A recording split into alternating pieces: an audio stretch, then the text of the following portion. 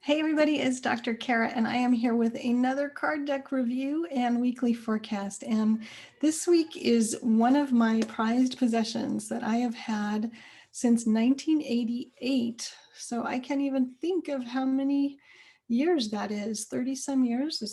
That's possible? That's really crazy. 33 years. So I believe that this is the first deck of cards that I bought. And back then I was just out of college. I was between college and graduate school and exploring. And these were really the only cards out there like them. These were the first. These are the medicine cards created by Jamie Sams and David Carson. And these cards are based on collected wisdom from many different Native American traditions. And so they're designed to be, and I'll just show you a little bit of them.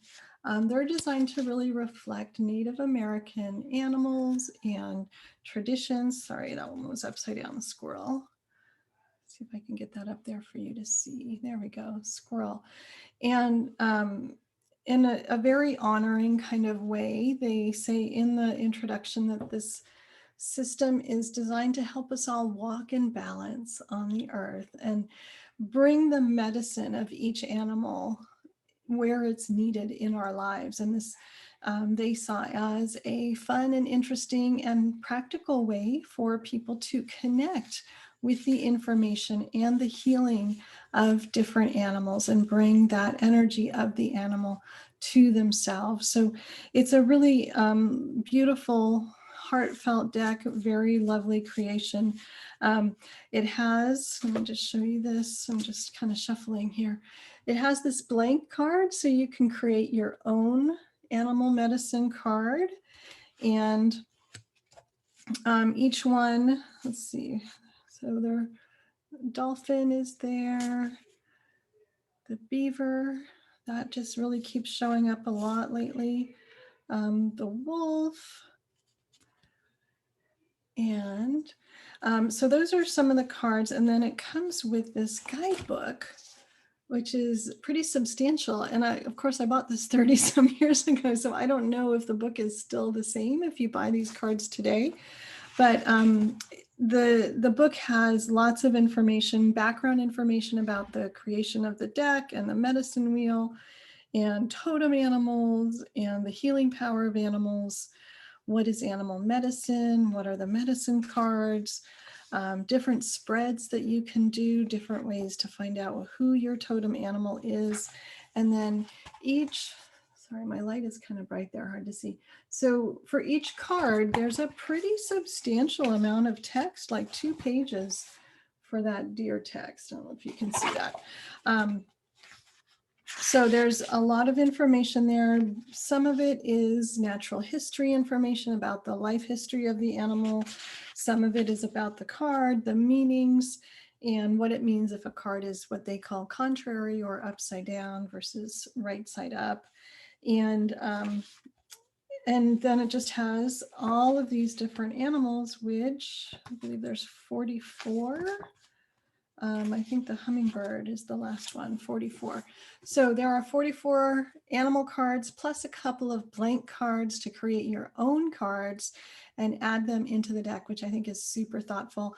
To me, this is the grandfather of all animal oracle decks and the first system to really bring it into this format, to bring that teaching into this format and make it widely available for any individual. You didn't have to go off and study with a particular elder or anything like that. And they're really great. The illustrations are just really beautiful and evocative, and they all have a little bit different decorations right on there. So all these different decorations are a little bit different.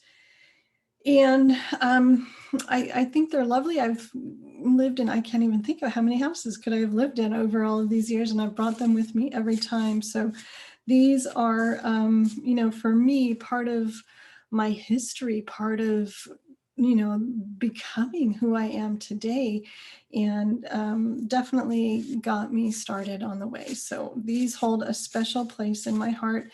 And I want to pull one card as a forecast card for the week of February. I think it's the 8th. Let's see, the 7th to the 13th. So Sunday to Saturday, Sunday, February 7th to the 13th. So I'm going to just turn these around so I don't peek at them. And here's the back side of the cards. You gotta see, the light is kind of bright there. So I'm just going to shuffle them and we're going to pull one, and it's going to be this one. And let's see, Skunky. So skunk is the card that we're pulling, and I actually pulled it in the contrary position. So I'm going to go ahead and look at, skunk has certain meaning for me based on my interactions with skunk and what skunk has told me about how they see their life and their lessons in life. And so I'm going to just go straight to contrary. Your self-esteem may seem to others as if you are putting on airs. So that's really interesting. Observe whether or not you are repelling others in your vicinity because of envy, jealousy, or a projection of their low self-esteem. Examine your feelings, be truthful with yourself, right the situation by assuming the attitude of skunk nonchalance. Oh, interesting. So you might be feeling leaking energy in your interactions this week. And it says to balance the causes and effects of your actions and energy flows, you must decide whether or not you need to spray in the direction of others to repel their envy, greed, jealousy, or over amorous tendencies. On the other hand, you need to always maintain your right to be. Self-respect is the key to all of these situations, whereas ego is merely what you believe yourself to be. And Skunk says, if your ego is not your amigo, you know it stinks. Wow, so cool. I love it. That is kind of a different interpretation, but a lot of overlap with what skunk means to me. So this is the way I pulled the card. It's contrary. So this is telling us, look out for ego this week, where you're either somebody's projecting that you're being egotistical or you are being egotistical and you've lost sight of that center of yourself as your guide, as your core, as your grounding. So make sure that you are not projecting your insecurity into the world, but that you are coming from that place of really recognizing, I'm here, I belong here. It's my right to be here. And I don't have to prove anything to anybody. I don't have to prove anything to myself. I don't have to feel insecure or overly confident, right? Like overly ego driven. I think that's a really fascinating and very deep forecast for the week, and something to definitely be aware of. And that's one of the things I love about doing these forecasts is just really starting to recognize, what's the theme going to be? What's the, kind of more fine-tuned energy of the week? What are the themes that are going to be going on in the week of February 7th to 13th? It's all about the skunk, owning your right to be here without having to put on airs or to repel anybody by being overly forceful.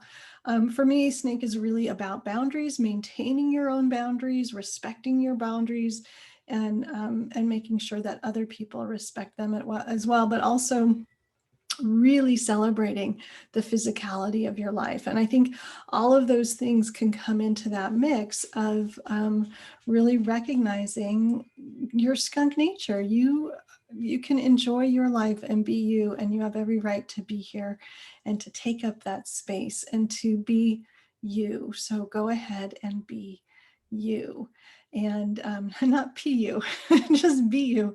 And if you need to, tell people to back off, send a little spray their way, give yourself a little distance, keep those boundaries between you and others really clear. I'm going to be fascinated to see how this week unfolds. And I'd love to hear from you about what skunk means to you, either upright or contrary, what those messages mean to you.